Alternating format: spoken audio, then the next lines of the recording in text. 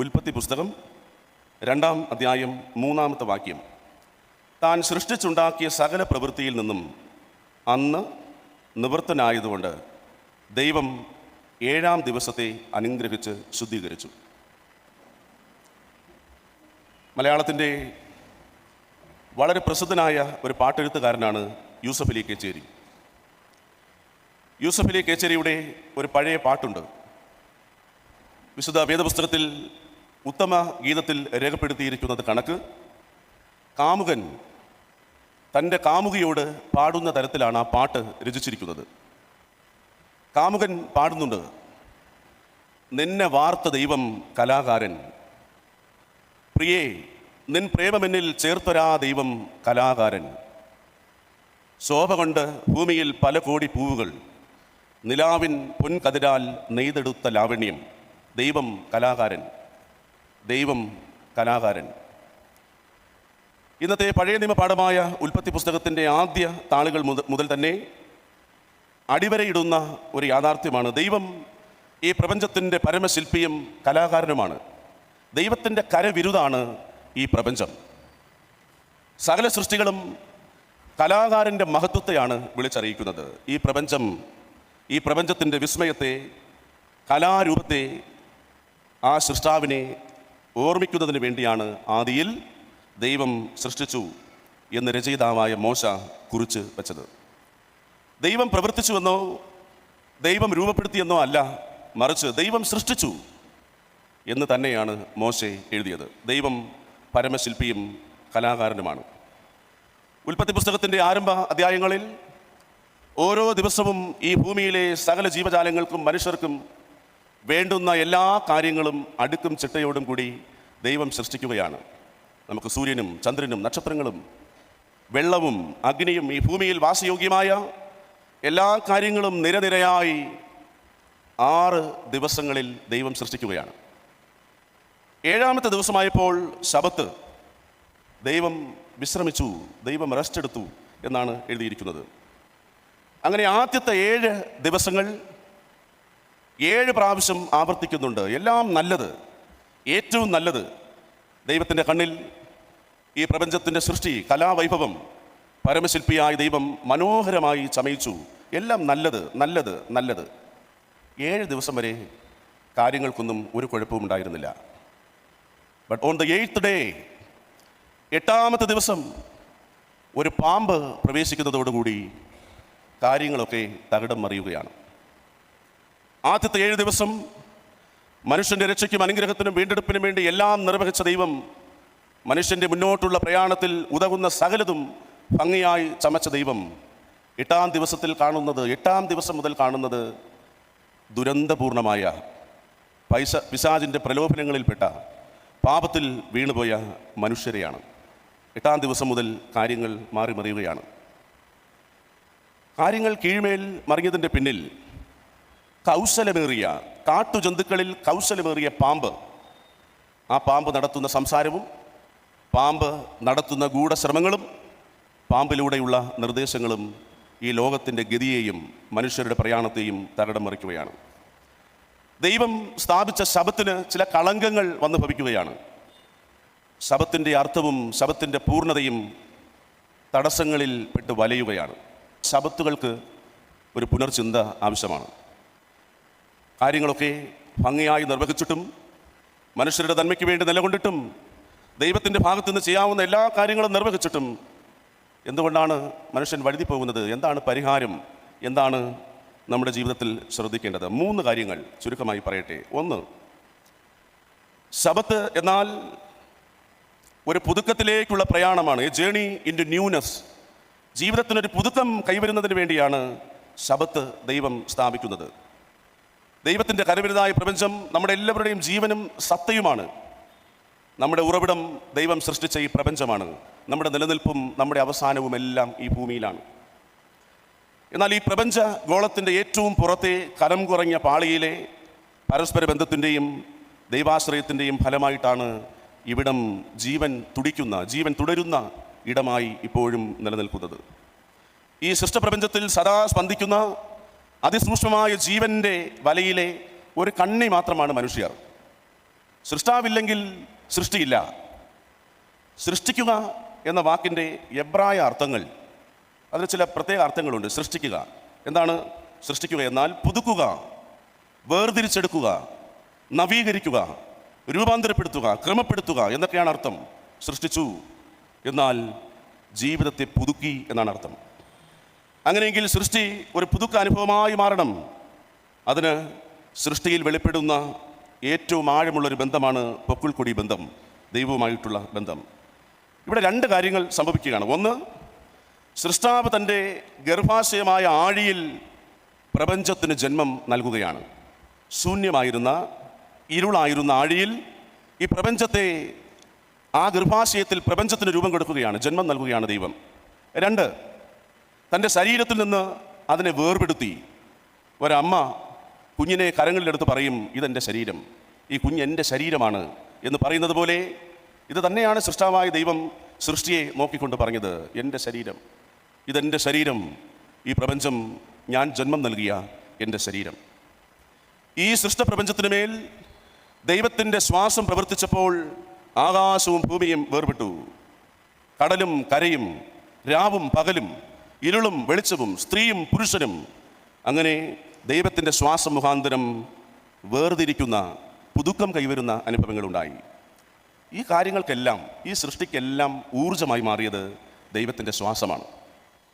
104-ാം സങ്കീർത്തനം 30-ാമത്തെ വചനം, നീ നിന്റെ ശ്വാസം അയക്കുമ്പോൾ അവ സൃഷ്ടിക്കപ്പെടുന്നു, നീ ഭൂമിയുടെ മുഖത്തെ പുതുക്കുന്നു. ദൈവം ശ്വാസം അയക്കുമ്പോൾ സൃഷ്ടി സംഭവിക്കുന്നു, ഭൂമിയുടെ മുഖത്തെ പുതുക്കുന്നു. അപ്പോൾ പുതുക്കം കൊണ്ട് പുരോഗമിക്കേണ്ടതാണ് ശബത്ത്.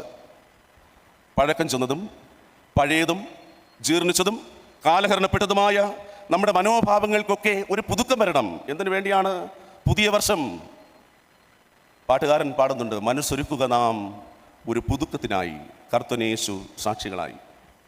പുതിയതും പുതുക്കമുള്ളതും ഏറെ ഇഷ്ടപ്പെടുന്ന ആളാണ് നമ്മുടെ ദൈവം. ദൈവത്തിന് നമ്മുടെ ജീവിതത്തിൻ്റെ പുതുക്കം വളരെ ഇഷ്ടമാണ്. ഒരുപാട് വചനങ്ങളുണ്ട്. വിലാപങ്ങളുടെ പുസ്തകം 3-ാം അധ്യായം 22-23 വാക്യങ്ങൾ, ദൈവത്തിൻ്റെ കരുണ രാവിലെ തോറും പുതിയത്. 51-ാം സങ്കീർത്തനം 10-ാമത്തെ വചനം, സ്ഥിരമായൊരു ആത്മാവിൽ പുതുക്കണമേ. യെഹെസ്കേൽ പ്രവചനം 36-ാം അധ്യായം 26-ാമത്തെ വാക്യം, പുതിയ ഹൃദയം, പുതിയ ആത്മാവ്. ഇതാണ് ദൈവം സദാ പ്രവാചകരിലൂടെ നമ്മോട് സംസാരിച്ചു കൊണ്ടിരിക്കുന്നത്. യെശയ്യാ പ്രവചനം 40-ാം അധ്യായം 31-ാമത്തെ വാക്യം, യഹോവയെ കാത്തിരിക്കുന്നവർ ശക്തിയെ പുതുക്കും. യെശയ്യാവ് 43:19, ഇതാ ഞാൻ പുതിയതൊന്ന് ചെയ്യുന്നു.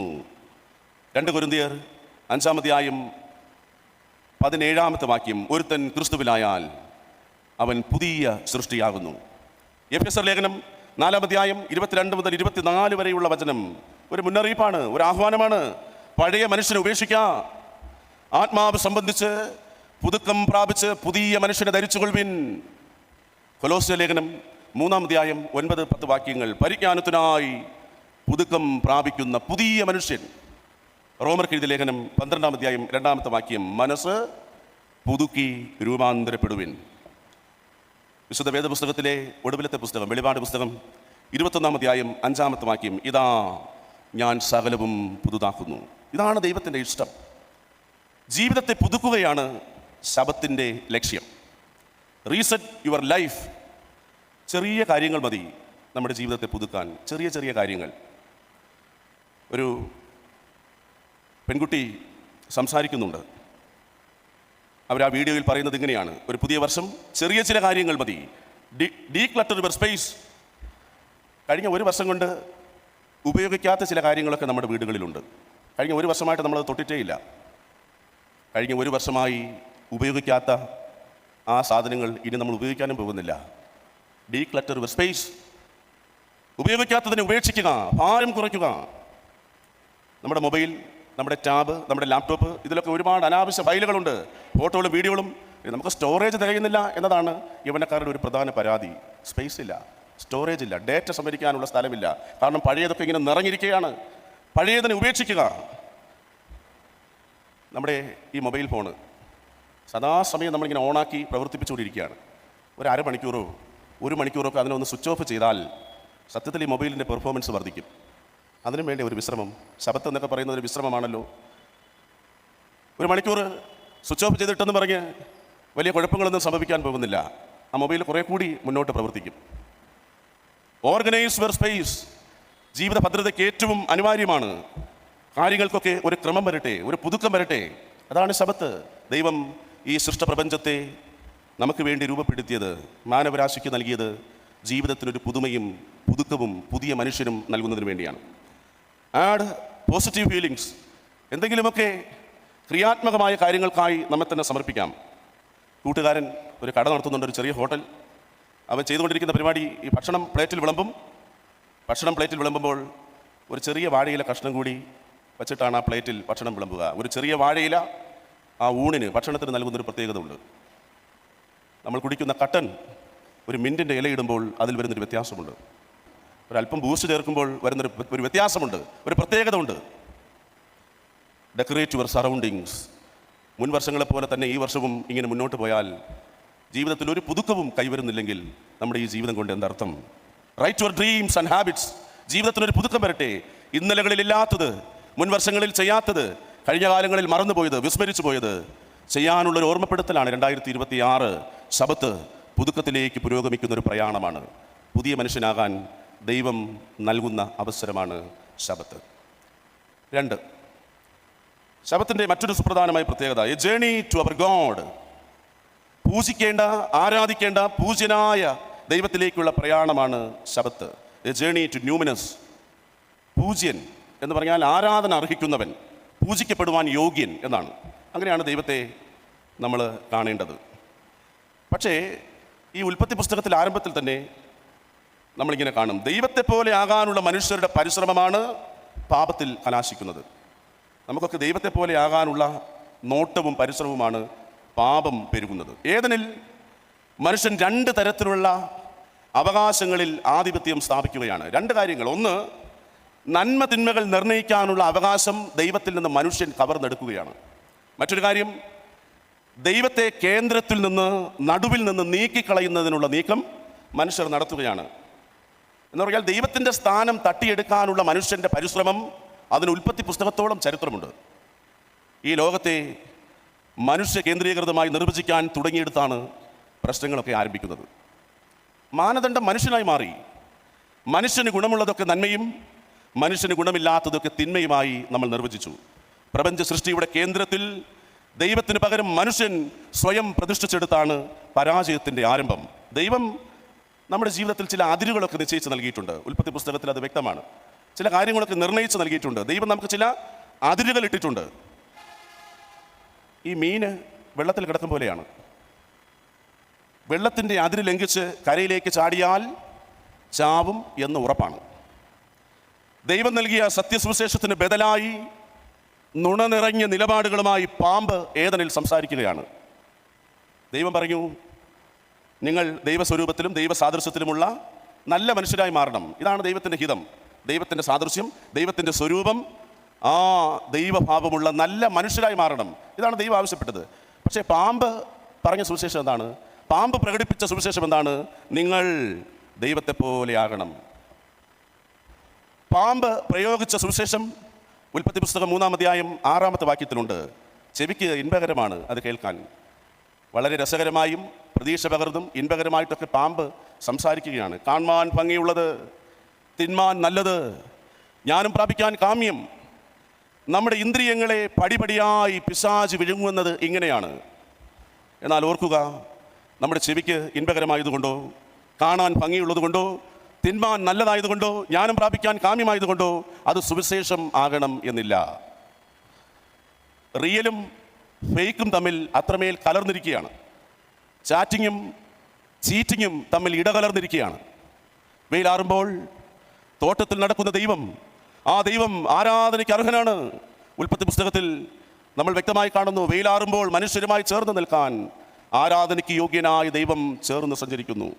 പൂജിക്കപ്പെടുവാൻ യോഗ്യൻ, ആ ജീവിക്കുന്ന ദൈവത്തിലേക്കുള്ള ചുവട് വയ്ക്കാൻ, ആ ചുവട് വയ്ക്കുന്ന പ്രയാണമാണ് ശബത്ത്. 42-ാം സങ്കീർത്തനം 1-2 വാക്യങ്ങൾ. മാൻ നീർത്തോടുകളിലേക്ക് ചെല്ലുവാൻ കാംക്ഷിക്കുന്നത് പോലെ ദൈവമേ, എൻ്റെ ആത്മാവ് നിന്നോട് ചേരുവാൻ കാംക്ഷിക്കുന്നു, ജീവനുള്ള ദൈവത്തിനായി ദാഹിക്കുന്നു.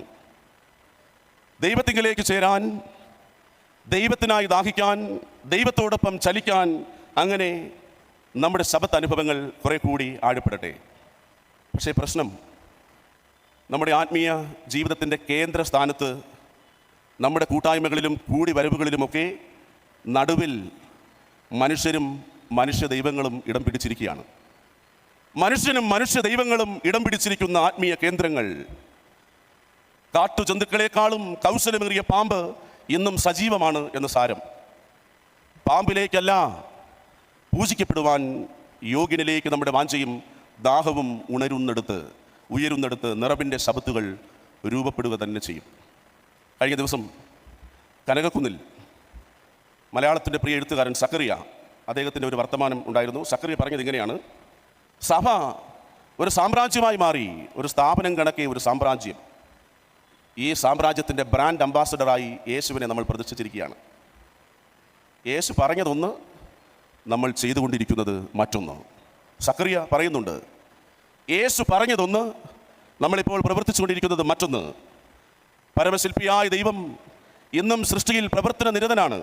ദൈവത്തിൻ്റെ കരവിരുതും കലാവൈഭവവും നമ്മെ കുറെ കൂടി ആഴവും അഴകും അർത്ഥവും ഉള്ളവരാക്കും. ശബത്ത് ദൈവത്തിങ്കിലേക്കുള്ള പ്രയാണമാണ്. 3, ശബത്തിൻ്റെ മറ്റൊരു പ്രത്യേകത, ശബത്ത് മനുഷ്യനെ പൂർണ്ണതയിലേക്ക് വിളിക്കും. പൂർണ്ണതയിലേക്കുള്ള പ്രയാണം, എ ജേർണി ടു ഫുൾനെസ്. നമ്മുടെ ജീവിതത്തിലൊരു പൂർണ്ണത കൈവരാൻ, ഒരു നിറവ് കൈവരാൻ ശബത്ത് നമ്മെ വിളിക്കുന്നു. അതാണ് ഇന്ന് കുറിവാക്യമായി വായിച്ചത്. ദൈവം നിവൃത്തനായി, യേശു ക്രൂശിൽ പറഞ്ഞു, നിവൃത്തിയായി, പൂർത്തിയായി. God rested. മനുഷ്യരുടെ ജീവിത നന്മയ്ക്കും രക്ഷയ്ക്കും ഉതകുന്നതെല്ലാം ദൈവഭാഗത്തു നിന്ന് ചെയ്തു. ക്രിസ്തു കുരിശിൽ പറഞ്ഞതും ഇത് തന്നെയാണ്, പൂർത്തിയായി, നിവൃത്തിയായി. 33-ാം വയസ്സിലാണ് യേശു ഇത് പറഞ്ഞതെന്ന് ഓർക്കണം. 33-ാം വയസ്സുള്ള ഒരു ചെറുപ്പക്കാരൻ, ഒരു യൗവനക്കാരൻ 33-ാം വയസ്സായപ്പോൾ പറഞ്ഞു, തൃപ്തിയായി, നിവൃത്തിയായി. 80 വയസ്സായാലും 90 വയസ്സായാലും ഒരു തൃപ്തിയുമില്ലാത്ത ജീവിതങ്ങളോടാണ് ശബത്ത് ഇടപെടുന്നത്. എത്രമേൽ അധികാരം കിട്ടിയാലും, എത്രമേൽ സ്വാധീനം ഉറപ്പിച്ചാലും, എത്രമേൽ സമ്പത്ത് വാരിക്കൂട്ടിയാലും, എത്രമേൽ അനുഗ്രഹങ്ങളും നന്മകളും നിറവോടെ കൈവന്നാലും ഒരു തൃപ്തിയുമില്ല.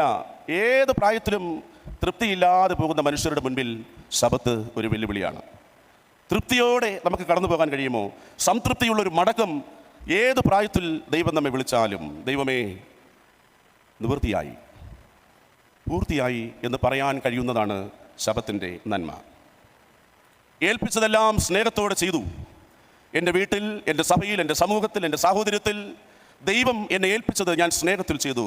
Everything in accordance with love. ഈ കഴിഞ്ഞ ആഴ്ച നടന്ന 2 മരണങ്ങളും അപ്രതീക്ഷിതമാണ്. 2 മരണങ്ങളും ഞെട്ടൽ ഉളവാക്കുന്നതാണ്. ഒരു മരണം, മഹാരാഷ്ട്ര ഉപമുഖ്യമന്ത്രി അജിത് പവാറിൻ്റെ ജീവിതം നമുക്ക് ചിലർക്കെങ്കിലും അറിയാം. എന്തൊരു ഓട്ടമായിരുന്നു, എന്തൊരു പെടാപ്പാടായിരുന്നു ആ ജീവിതം. എന്തൊരു ഓട്ടമായിരുന്നു. പാർട്ടി പിളർത്തുന്നു, പാർട്ടിയിൽ നിന്ന് കൂറുമാറുന്നു, കുടുംബത്തിൽ സാഹോദര്യ ബന്ധം തകരുന്നു, അങ്ങോട്ടും ഇങ്ങോട്ടും ചാടുന്നു, അധികാരത്തിന് വേണ്ടി ബഹളം കൂട്ടുന്നു, അധികാരത്തിന് വേണ്ടി ഏത് വിധവും ഏത് വഴിയും പരീക്ഷിച്ച ഒരാളിൻ്റെ പേരാണ് അജിത് പവാർ. നമ്മുടെ മുൻപിൽ ജീവിക്കുന്ന ഒരു ദൃഷ്ടാന്തമാണ്. ഏത് വിധേനയും നമ്മുടെ ജീവിതത്തിൽ കെട്ടിപ്പൊക്കാൻ ഉദ്ദേശിക്കുന്ന കൊട്ടാരങ്ങൾ ചീട്ടുകൊട്ടാരം പോലെ തകർന്നടിയും എന്ന ദൈവത്തിൻ്റെ ഓർമ്മപ്പെടുത്തൽ. മറ്റൊരാൾ, confidence group, doctor CJ Roy. Cinema, real estate, സാമൂഹ്യ സേവനം, വിദ്യാഭ്യാസ രംഗം, സന്നദ്ധ പ്രവർത്തനങ്ങൾ, ഈ കൈവച്ച മേഖലകളിലെല്ലാം വിസ്മയം സൃഷ്ടിച്ചൊരു വ്യക്തിത്വം ഡോക്ടർ റോയ് ഒരു ചെറിയ മുറിയിൽ കഥ അവസാനിപ്പിച്ചു. കോടീശ്വരൻ, പണം കൊണ്ടും പേരുകൊണ്ടും പ്രൗഢി കൊണ്ടും എല്ലാം ഉണ്ടായിരുന്ന മനുഷ്യൻ, കുടുംബത്തിൽ നിന്ന് സ്നേഹം അനുഭവിച്ച മനുഷ്യൻ. പക്ഷേ ആരും കാണാത്തൊരു യുദ്ധം ഉള്ളിൽ നടക്കുന്നുണ്ടായിരുന്നു. ആരും കാണാത്ത, എല്ലാവരുമുണ്ട്, പണമുണ്ട്, പ്രൗഢിയുണ്ട്, പ്രതാപമുണ്ട്, സകലതുമുണ്ട്. പക്ഷേ ഒറ്റപ്പെട്ടു പോയൊരു ജീവിതം, ആരും കേൾക്കാത്ത യുദ്ധം, ലോകം മുഴുവനും കീഴടക്കിയാലും കാര്യമില്ല എന്നോർമ്മപ്പെടുത്തുന്ന ഈ 2 ഉദാഹരണങ്ങൾ. എൻ്റെ പ്രിയപ്പെട്ട അധ്യാപകൻ, ബാംഗ്ലൂർ UTC സെമിനാരിയിൽ ഞങ്ങളെ കമ്മ്യൂണിക്കേഷൻ പഠിപ്പിച്ച ഞങ്ങളുടെ അധ്യാപകൻ റവറൻഡ് ഡോക്ടർ ഷാംപി തോമസ് അച്ഛൻ. അപ്പോൾ അദ്ദേഹത്തിൻ്റെ ഒരു പ്രസംഗ ശകലം ഈ ഇടയ്ക്ക് ഇങ്ങനെ വൈറലായി ഓടുന്നത് ശ്രദ്ധിച്ചു. ഡോക്ടർ ഷാംപി തോമസ് അദ്ദേഹം പറയുകയാണ്, ഈ തിരുമേശ, ഈ കുർബാന ഒരു മുന്നറിയിപ്പാണ്. ഈ ആരാധന ഒരു മുന്നറിയിപ്പാണ്. കെട്ടിയാണ് ചത്തവൻ്റെ മുന്നറിയിപ്പ്. പാഴായി പോകരുത് നമ്മുടെ ജീവിതം എന്ന മുന്നറിയിപ്പ്. നമ്മുടെ ജന്മം പാഴായി പോകരുതേ എന്ന മുന്നറിയിപ്പ്. മാനസാന്തരപ്പെടാനുള്ള അവസരങ്ങൾ പാഴാക്കരുതേ എന്ന മുന്നറിയിപ്പ്. നമ്മുടെ മനസ്സ് ദൈവത്തിന് നേരെ കഠിനമാക്കരുതേ എന്ന മുന്നറിയിപ്പ്. യേശുവിൻ്റെ കൂടെ നടന്ന 2 പേര്, ഒരാൾ ഒറ്റിക്കൊടുത്തു, ഒരാൾ തള്ളിപ്പറഞ്ഞു. അച്ഛൻ പറയുകയാണ്, കുറഞ്ഞ പക്ഷം ആ തള്ളിപ്പറഞ്ഞവനെങ്കിലും നമുക്ക് മാതൃകയാകണം. തള്ളിപ്പറഞ്ഞവനെങ്കിലും നമുക്ക് മാതൃകയാക്കാം. എന്താണ് ചെയ്തത്? പുറത്തുപോയി അതിദുഃഖത്തോടെ പൊട്ടിക്കരഞ്ഞു. നമ്മുടെ സ്വന്തം കാര്യം നേടേണ്ട ഇടമല്ല ആലയം. സ്വന്തം ജീവിതം വർദ്ധിപ്പിക്കാനും സ്വന്തം സ്വാധീനം വർദ്ധിപ്പിക്കാനുമുള്ള ഇടമല്ല ആലയം. കാര്യം നേടാനോ കാശ് നേടാനോ ഉള്ള വഴിയല്ല ആലയവും ആത്മീയതയും. ഇത് കരയാനുള്ള ഇടമാണ്. ഇത് ദൈവത്തിലേക്ക് വാഞ്ചിക്കാനുള്ള, ദൈവത്തെ ദാഹിക്കാനുള്ള, ദൈവത്തോട് ചേർന്ന് നടക്കാനുള്ള ഇടമാണ് ദേവാലയം. ശബത്താണ് വിഷയം. ഉൽപ്പത്തി പുസ്തകമാണ് ചരിത്രം. ഉൽപ്പത്തി പുസ്തകത്തിൽ ആദ്യ 7 ദിവസങ്ങളിൽ മനുഷ്യരാശിക്ക് വേണ്ടി എല്ലാ നന്മകളും, മനുഷ്യൻ്റെ ജീവിതത്തിന് ഉതകുന്ന സകലതും സാധ്യമാക്കിയ ദൈവം 8-ാം ദിവസം മുതൽ കണ്ടത് കരളലിയിക്കുന്ന കാഴ്ചയാണ്. ദൈവം അനുതപിച്ചു എന്നെഴുതിയിട്ടുണ്ട്. ഈ മനുഷ്യരെ ഞാൻ സൃഷ്ടിച്ചല്ലോ, ഈ മനുഷ്യരെ ഞാൻ സൃഷ്ടിച്ചു പോയല്ലോ, ദൈവം അനുതപിച്ചു. ഈ ശബത്തിനെ കുറെ കൂടി ആഴമുള്ള അനുഭവമാക്കാൻ 3 കാര്യങ്ങൾ പങ്കിട്ടു. 1, ശബത്ത് a journey into newness. പുതുക്കം കൊണ്ട് പുരോഗമിക്കേണ്ടതാണ് ശബത്ത്. പുതുക്കത്തിലേക്കുള്ള പ്രയാണം. ഇന്നലകളെ പോലെയല്ല, ജീവിതത്തിനൊരു നവീകരണം, ഒരു പുതുക്കം സംഭവിക്കട്ടെ. A journey into newness. 2025 വരെയുള്ള കാര്യങ്ങളെ ആവർത്തിക്കാനുള്ളതല്ല. 2026 ജീവിതം പുതുക്കപ്പെടട്ടെ, ഒരു വർഷം കൂടെ നിൽക്കട്ടെ. അതാണ് മധ്യസ്ഥത. ഫലം കായ്ച്ചെങ്കിലോ ഫലം കായ്ക്കാനുള്ള അവസരം. 2, ആരാധിക്കാൻ യോഗ്യനായ പൂജ്യനായ ദൈവത്തിങ്കിലേക്കുള്ള പ്രയാണം. A journey to numinous. എൻ്റെ ദൈവത്തോട് ചേരാനുള്ള പ്രയാണമാണ് ശബത്ത്. 3, ശബത്ത് എന്നാൽ പൂർണ്ണതയിലേക്കുള്ള പ്രയാണമാണ്. വഴിയിൽ വെച്ച് പട്ടുപോകാൻ, ജീവിതത്തിൻ്റെ ഇടങ്ങളിൽ ഇടറിപ്പോകാൻ നമുക്ക് അവകാശമില്ല. നമ്മുടെ ജീവിതത്തിനൊരു പൂർണ്ണത ദൈവം ആവശ്യപ്പെടുന്നുണ്ട്, ഒരു നിറവ് ആവശ്യപ്പെടുന്നുണ്ട്. ജീവിതം അവസാനിക്കുമ്പോൾ കർത്താവേ എല്ലാം പൂർത്തിയായി, എല്ലാം നിവൃത്തിയായി എന്ന് പറയാനുള്ള സമർപ്പണമാണ് ശബത്ത്. A journey to fullness. A journey into fullness. 3 കാര്യങ്ങൾ: ന്യൂനെസ്, ന്യൂമിനസ് ആൻഡ് ഫുൾനെസ്. അങ്ങനെ നമ്മുടെ ശബത്ത് അനുഭവങ്ങളെ നമുക്ക് ജീവിതത്തിൽ ആഴപ്പെടുത്താം. ദൈവം നൽകിയിരിക്കുന്ന ഈ ജീവിതം, ദൈവത്തിൻ്റെ കരങ്ങൾ കൊണ്ട് മെനഞ്ഞിരിക്കുന്ന ഈ ജീവിതം, ഈ സൃഷ്ടപ്രപഞ്ചം പരമശില്പിയായ ദൈവം നമ്മെ അണിയിച്ചൊരുക്കുമ്പോൾ ആ ദൈവത്തിന് വിധേയപ്പെടാനും ദൈവ വഴികളിൽ നടക്കാനും ദൈവ വാക്കുകൾ ഏറ്റെടുക്കാനും ദൈവം നമ്മെല്ലാവരെയും സഹായിക്കുമാറാകട്ടെ. ആമേൻ.